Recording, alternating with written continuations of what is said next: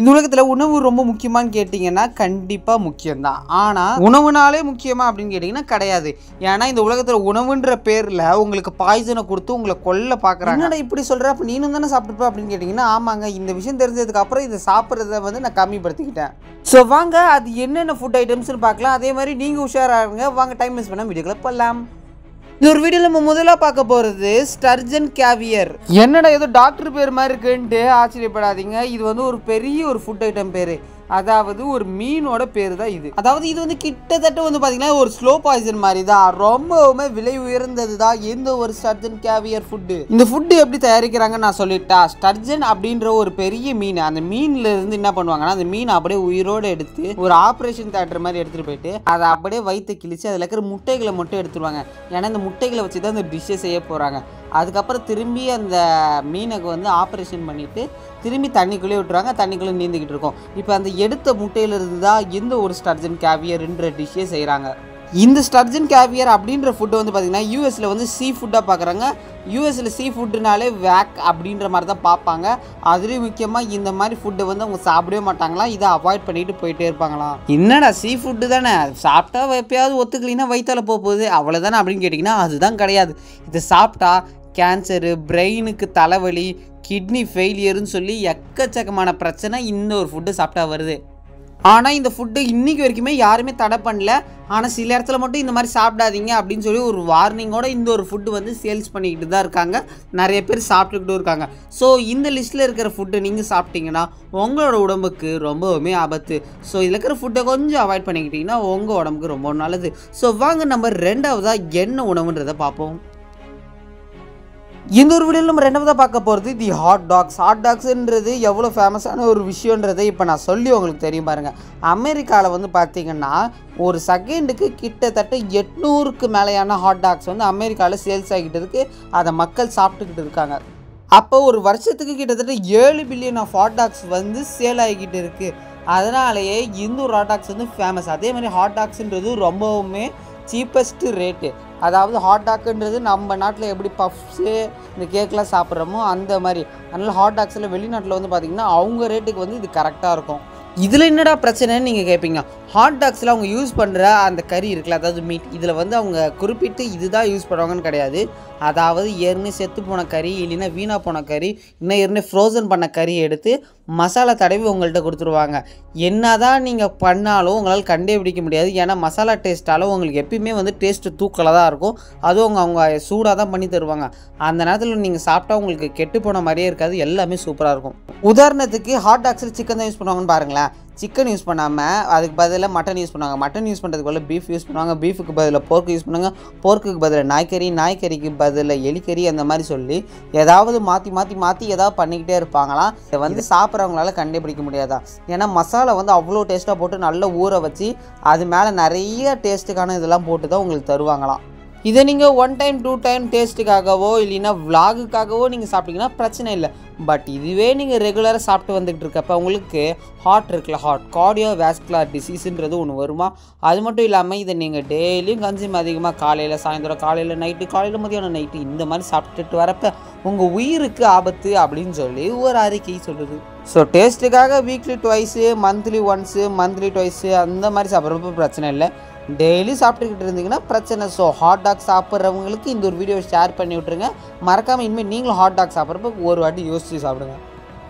அடுத்து இந்த வீடியோவில் மூணாவதாக பார்க்கும்போது ஆரஞ்சு ஜூஸ். வந்துட்டியா, இப்போ நீ சொல்ல போகிறது எல்லாமே உருட்டு தானே அப்படின்னு நினைப்பீங்க. ஏன்னா ஆரஞ்சு ஜூஸ் அவ்வளோ நல்லது. இதை போய் நான் சொல்கிறேன்னா அப்போ நான் எவ்வளோ பெரிய முட்டாளாக இருப்பேன் அப்படின்னு தானே நீங்கள் நினைப்பீங்க. அதுதான் கிடையாது. நம்ம வீட்டில் போடுற ஆரஞ்சு ஜூஸ் வந்து ரொம்பவுமே டேஸ்ட்டாக ஃப்ரெஷ்ஷாக இருக்கும். வீட்டில் அம்மா அப்பா நம்மளும் பார்த்து செய்வோம். ஆனால் இதே கடையில் ஃப்ரெஷ் ஆரஞ்சு ஜூஸ்ன்னு சொல்லி செஞ்சு ஃப்ரிட்ஜில் வச்சு நம்மளுக்கு ஃப்ரிட்ஜிலேருந்து தராங்க பார்த்தீங்களா, ப்ரிசர்வேட்டிவ் பண்ணது. இதுதான் முக்கியம். இதை நீங்கள் குடிச்சிடாதீங்க. ஏன்னா இது வந்து ஒரு சாஃப்ட் ட்ரிங்க்ஸ் வகையில் இப்போ சேர்ந்துருது. ஆனால் இதில் வந்து என்ன பண்ணுவாங்கன்னா இந்த சோடா மாதிரியெல்லாம் ஊற்ற மாட்டாங்க. ஆனால் இதில் என்ன ஆகுன்னு பார்த்தீங்கன்னா எத்தனையோ மேனுஃபேக்சரிங் கம்பெனி இருக்குது. ஆனால் சில மேனுஃபேக்சரிங் கம்பெனி என்ன பண்ணுவாங்கன்னு பார்த்தீங்கன்னா சில டக்கால்ட்டி வேலை செய்வாங்க. முக்கியமாக ஆரஞ்சு ஜூஸில் அதோட கலர் சூப்பராக இருக்கணும் அப்படின்னு கொஞ்சம் கலர் பவுடர், அது மட்டும் இல்லாமல் டேஸ்ட்டு இன்னும் கொஞ்சம் நல்லா இருந்தால் நல்லா இருக்குமேன்னு சொல்லி டேஸ்ட்டுக்காக இன்னும் கொஞ்சம் சேர்ப்பாங்க. அது மட்டும் இல்லாமல் இன்னும் கொஞ்சம் அந்த புளிப்பு தன்மை, இன்னும் கொஞ்சம் தித்திப்பு தன்மை வரதுக்காக என்னென்னமோ சேர்ப்பாங்க. உண்மையான ஆரஞ்சு ஜூஸ்க்கு நீங்கள் குடிச்சிங்கன்னு வச்சுக்கோங்களேன், சப்புன்னு இருக்கும். சக்கரை போட்டிங்கன்னா கொஞ்சம் நல்லாயிருக்கும், அவ்வளோதான். இதே நீங்கள் கடையில் வாங்கி அந்த சில்லுன்னு குடிக்கிறப்ப அந்த டேஸ்ட்டு வந்து நீங்கள் வீட்டில் செய்கிறப்ப வராது. ஏன்னா அந்த கடையில் விற்கிறாங்க பார்த்தீங்களா அந்த ஜூஸ் இருக்குல்ல, அதை நீங்கள் குடிக்கிறப்ப என்னென்னமோ அடிஷ்னல் கலர்ஸு அடிஷ்னலாக என்னென்னமோ போட்டு உங்களுக்கு ஆப்பு வைக்கிறதுக்குனே அந்த மாதிரியான கம்பெனிஸ் தரும். ஸோ இதெல்லாம் ப்ரிசர்வேட்டிவ் பண்ணதுனால இது வந்து ஆரஞ்சு ஜூஸ் கிடையாது, இது வந்து ஒரு கெமிக்கல் ஜூஸ். நீங்கள் இதுலேருந்து குடிக்காமல் இருக்கிறது நல்லது. பட் உங்களுக்கு ரொம்ப தாக்கமாக இருக்குது அப்படின்னு சொல்லி ஒன்ஸ் ட்வைஸ் குடித்தா போதும். நிறையா வாட்டி ஆரஞ்சு ஜூஸ்ன்னு எழுத்துன்னு குடிச்சிருந்தீங்கன்னா உங்களுக்கு சங்கு தான். இந்த ஒரு வீடியோவில் நம்ம அடுத்து 4வதாக பார்க்க போகிறது பிரிங்கிள்ஸ்ன்ற சிப்ஸை சூப்பர் மார்க்கெட்டில் மட்டும் இல்லாமல் நீங்கள் தினம் சாப்பிட்ற ஒரு ஆளாக இருக்கலாம். ஏன்னா பொட்டேட்டோ சிப்ஸை பிடிக்காதவங்க இந்த உலகத்தில் இருக்க முடியுமா? பிரிங்கிள்ஸ்னால் ஒன்றுமே இல்லை, பொட்டேட்டோ சிப்ஸ் தான் அப்படின்னு நினைப்பீங்க. ஆனால் அதுதான் கிடையாது. இந்த பிரிங்கிள்ஸில் வீட்டு ரைஸு கார்னு அது மட்டும் இல்லாமல் பொட்டேட்டோவோட ஒரே ஒரு ஸ்ட்ராச் மாதிரியான ஒன்று, இதெல்லாம் ரெடி பண்ணி நல்லா காய வச்சு அப்பளம் மாதிரியான இதுக்கு கொண்டு வந்து அதை ரவுண்டாக கட் பண்ணி அதை தான் வானலில் வறுத்து உங்களுக்கு தராங்க.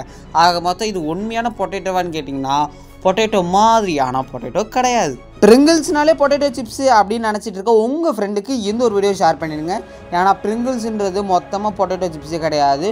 பொட்டேட்டோ ஃப்ளேக்ஸு, வீட்டு கார்னு, ரைஸு இதெல்லாம் சேர்ந்து வர ஒரு சின்ன ஒரு டிஷ்ஷு. அதாவது ஒரு பொட்டேட்டோவில் வந்து கிட்டத்தட்ட ஒரு 2 பேக்கெட் ஆஃப் பிரிங்கிள்ஸ் வந்து ரெடி பண்ணிடலாம். உண்மையான பொட்டேட்டோ சிப்ஸ் அது கிடையவே கிடையாது. நீங்கள் நம்பி ஏமாந்துடாதீங்க. நீங்கள் சாப்பிட்றது வெறும் மாவு கண்டென்ட்டு தான். அடுத்து இந்த வீடியோவில் நம்ம 5வதாக பார்க்க போகிறது ஐஸ்கிரீம். இதை கேட்டாலே ரொம்ப வருத்தம் அடைஞ்சிருவீங்க. என்னடா எல்லாமே சொன்னேன் ஐஸ்கிரீமுமா அப்படின்னு கேட்டிங்கன்னா, சேடான ஒரு உண்மை என்னென்னா, ஆமாம் ஐஸ்கிரீமும் தான். அதாவது கஷ்டப்பட்டு இப்போ வீட்டில் நீங்கள் செய்ய கற்றுக்கிட்டீங்க, அதுக்கு உங்களுக்கு ஒரு பெரிய கிளாப்ஸ் அண்ட் சல்யூட். ஏன்னா வீட்டில் செய்கிற ஐஸ்கிரீம் ஒன்றுமே ஆகாது, நீங்கள் எவ்வளோ வேணாலும் சாப்பிட்டுக்கலாம். ஆனால் என்றைக்காவது யோசிச்சு பார்த்துருக்கீங்களா, கடையில் ஐஸ்கிரீம் வாங்கி சாப்பிட்டா மட்டும் உங்களுக்கு சளி பிடிக்கும், தலை வலிக்கும், வயிறு வலிக்கும், இல்லைன்னா ஏதாவது ஒரு சின்ன பிரச்சனையாச்சும் வரும் ஐஸ்கிரீம் சாப்பிட்றவங்களுக்கு. ஸோ ஏன் கடையில் வாங்கி சாப்பிட்ற ஐஸ்கிரீம் மட்டும் அப்படி இருக்குது? ஏன் அது மட்டும் இல்லாமல் கடையில் வாங்கி சாப்பிட்றப்ப டேஸ்ட் இன்னும் கொஞ்சம் எக்ஸ்ட்ராவாக இருக்கும், நல்லா கட்டியாக இருக்கும். வீட்டில் நம்ம என்ன தான் பண்ணாலும் கொஞ்சம் நேரத்துக்கு மேலே சீக்கிரமாக உருகி போயிடும். ஆனால் கடையில் வாங்கினது கொஞ்சம் நேரம் வரைக்குமே ஃப்ரோசனாக இருக்கும். இதுக்கான காரணம் என்னன்றது உங்களுக்கு தெரியுமா? ஒன்றுமே இல்லைங்க, கடையில் வாங்கி சாப்பிட்றோம்ல அதில் வந்து ஆன்டி ஃப்ரீஸ் அப்படின்ற ஒரு லிக்விடு கண்டென்ட்டை அதில் ஊற்றுவாங்க. இது வந்து பார்த்திங்கன்னா அந்த ஐஸ்கிரீமை வந்து சீக்கிரமாக கரைய விடாது. அந்த லிக்விடுக்கு பேர் என்னன்னு கேட்டிங்கன்னா எத்திலீன் கிளைகால் சொல்யூஷன். முக்கியமாக இது எதுக்கு பயன்படுத்துவாங்கன்னு பார்த்தீங்கன்னா, எந்த ஒரு கண்டென்ட்டு வந்து உருகாமல் இருக்கிறதுக்காக ஊற்றுவாங்க. அதாவது இது முக்கியமாக ஐஸ்கிரீமுக்கு யூஸ் பண்ணுவாங்களான்னு கேட்டிங்கன்னா கிடையாது. இந்த கார், பெட்ரோல், டீசலுக்கு யூஸ் பண்ணுற ஒரு சின்ன கண்டென்ட்டு. ஸோ அதை வந்து நம்ம கடையில் சாப்பிட்ற ஐஸ்கிரீமில் வந்து போடுறாங்கன்னா, அதனால தான் நம்மளுக்கு கடையில் வாங்கி சாப்பிட்ற ஐஸ்கிரீம் மூலமாக த்ரோட் பெயின், சளி பிடிக்கிறது, தலை வலிக்கிறதுன்னு சொல்லி குட்டியான பிரச்சனை வருது. இதே நீங்கள் டெய்லி சாப்பிட்டுக்கிட்டு வந்தீங்கன்னா உங்களுக்கு பிரச்சனை அதிகமாகி அது கேன்சர், ஹார்ட்டை பாதிக்கும், கிட்னி, லிவர் எல்லாமே சேர்த்து பாதித்து நம்மளுக்கு ஒரு பெரிய பிரச்சனையை கொடுத்துரும் எந்த ஒரு ஐஸ்கிரீம்ஸ். இப்போ நீங்கள் கடையில் வாங்கின சாப்பிட்ட ஐஸ்கிரீமை போயிட்டு டாக்டர்கிட்ட செக் பண்ணிங்கன்னா உங்களுக்கு ஒன்றுமே இருக்காது. ஏன்னா மைன்யூட்டாக தான் எந்த ஒரு எத்திலீன் கிளைகாலை வந்து சேர்த்துருப்பாங்க. இதை வந்து அக்யூரேட்டாக வந்து உங்களால் கண்டே பிடிக்க முடியாது. பட் இது சாப்பிட்டா உங்களுக்கு பின்காலத்தில் பெரிய பிரச்சனை இருக்குது. கால்சியம் ஆக்சைடு வந்து ப்ரொடியூஸ் பண்ணி உங்களுக்கு பிரெயினில் பெரிய ஆபத்து, வாமிட் வரும், கிட்னி ஃபெயிலியர் சொல்லி எக்கச்சக்கமான பிரச்சனை இருக்குது. ஸோ ஐஸ்கிரீம் சாப்பிட்றவங்க நிறைய பேர் இருந்தீங்கன்னா கொஞ்சம் வெளியில் வாங்கி சாப்பிட்றத தவிர்த்துடுங்க.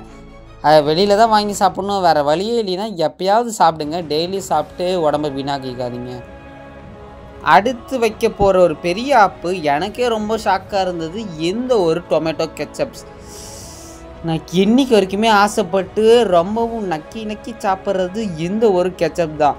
ஃப்ரைட் ரைஸ், சமோசா எல்லாத்துக்குமே இப்போ நான் சாப்பிட ஆரம்பிச்சிட்டேன். ஏன் தயிர் சாதத்துக்கு கூட எந்த ஒரு டொமேட்டோ சாஸை தொட்டுக்கிட்டு சாப்பிட ஆரம்பிச்சிட்டேன். அவ்வளோ டேஸ்டியாக ருசியாக இருக்கும். கிட்டத்தட்ட ஊறுகாய் மாதிரி ஆயிடுச்சு இப்போ எனக்கு. இந்த டொமேட்டோ கெச்சப்பை நம்ம வீட்டிலே செய்யலாம். தக்காளி, சர்க்கரை, உப்பு இருந்தாலே போதும், கொஞ்சம் சூப்பராக செய்யலாம். கொஞ்சம் லைட்டாக வினிகர் ஊற்றிட்டாலே நம்மளால் சூப்பராக செய்ய முடியும். ஆனால் கடையில் செய்கிற அளவுக்கு அந்த டேஸ்ட் வரவே வராது. ஆனால் நம்ம கடையில் பாட்டிலில் விற்கிற சாஸை வாங்கிட்டு வந்து சாப்பிட்டா அவ்வளோ டேஸ்ட்டாக இருக்கும். இதுக்கான காரணம் என்னன்னு பார்த்தீங்கன்னா அதோட இன்க்ரீடியன்ஸ் தான். நம்ம வெறும் டொமேட்டோ, சுகர், சால்ட் அப்படின்னு நினச்சிட்டு இருக்கோம். ஆனால் அதில் இன்னுமே ஆனியன், கார்லிக், அப்புறம் அது மட்டும் இல்லாமல் இதில் கலரே வராது, அதனால் கலரிங் ஏஜென்ட்டு போடுவாங்க. ஒரு ஸ்பூன் ஆஃப் கெச்சப் வந்து பார்த்திங்கன்னா எக்கச்சக்கமான இன்க்ரீடியன்ட்ஸ் போட்டு தான் நம்மளுக்கு தயாரித்து தராங்க. இதை சாப்பிட்றது வேணால் 1 செகண்டுக்கு உங்களுக்கு அவ்வளோ அளவு டேஸ்ட்டாக இருக்கலாம். ஆனால் இது சாப்பிட்றது மூலமாக உங்களுக்கு எவ்வளோ பிரச்சனை வருன்றதை நான் உங்களுக்கு சொல்கிறேன். அதாவது சில மேனுஃபேக்சரிங் கம்பெனி என்ன பண்ணுவாங்கன்னு பார்த்தீங்கன்னா, அந்த நல்லா கொஞ்சம் கெட்டியமாக வரத்துக்காக தக்காளி யூஸ் பண்ணாமல் அதுக்கு பதில் என்னம்மா யூஸ் பண்ணுவாங்க, இந்த பப்பாயா இருக்குல்ல, பப்பாயா அப்புறம் இந்த பூசணிக்காவெல்லாம் நல்லா அரைச்சி உங்களுக்கு அதில் கொடுத்துருவாங்க. பரணிக்காய் இதெல்லாம் சேர்த்து உங்களுக்கு ஒரு ஆப்பு வச்சு அதை வந்து நல்ல கிளறி உங்களுக்கு கொடுப்பாங்க. ஸோ அந்த தக்காளியை போடாமல் அதுக்கு பதில் இந்த பப்பாயா, பூசணிக்காய், பரங்கிக்காய்லாம் போடுறதுனால உங்களுக்கு டேஸ்ட் வந்து வேறு லெவலில் இருக்கும். ஆனால் உண்மையான தக்காளி சாஸ் அது கிடையவே கிடையாது. இந்த மாதிரி கடையில் தயாரிக்கிறது மூலமாக என்ன பிரச்சனை பார்த்தீங்கன்னா, அவங்களோட குவாலிட்டி ஹைஜீனை வந்து தான் பார்ப்பாங்க அப்படின்னு நினச்சிட்டு இருக்காங்க. ஆனால் இந்த கலருக்காக சில இதெல்லாம் சேர்க்குறாங்கல்ல, இது சாப்பிட்றது மூலமாக நம்மளுக்கு அலர்ஜி சில மாதிரி பிரச்சனைலாம் நம்மளுக்கு வரும். அதாவது இந்த கலரிங் ஏஜென்ட்டே வந்து பார்த்திங்கன்னா ரொம்பவுமே சாப்பிடக்கூடாது. அப்படி நம்ம சாப்பிட்றது மூலமாக நம்மளோட ஸ்கின் அலர்ஜி, நம்மளோட உடம்புல வேறு ஏதாவது புது புது காயங்கள் வர ஆரம்பிக்கலாம். அந்த மாதிரி சில விஷயம்லாம் இருக்குது. ஆனால் உண்மையான தக்காளி சாஸ் வந்து செம்ம சூப்பராக இருக்கும். அது மட்டும் இல்லாமல் எப்படி சொல்கிறது, அந்த கண்டென்ட் இருக்குல்ல, விட்டமின் கண்டென்ட், கால்சியம் கண்டென்ட் எல்லாமே சூப்பராக இருக்கும்.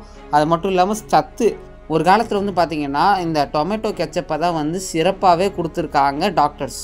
ஸோ இந்த வீடியோ முடிஞ்சிருச்சு. ஃபுட்டை பற்றி எனக்கு நாலேஜே இல்லை ப்ரோ அப்படின்றவங்களுக்கு இந்த ஒரு வீடியோ அமைச்சு கொஞ்சமாச்சும் அவங்களுக்கு உஷாராக இருக்க சொல்லுங்கள். இந்த வீடியோ பற்றி லைக் பண்ணி ஷேர் பண்ணி மறக்காமல் நம்ம சேனலை சப்ஸ்கிரைப் பண்ணுங்க. இன்னொரு சூப்பரான வீடியோ பார்க்கலாம். டாட்டா, பை பை, see you.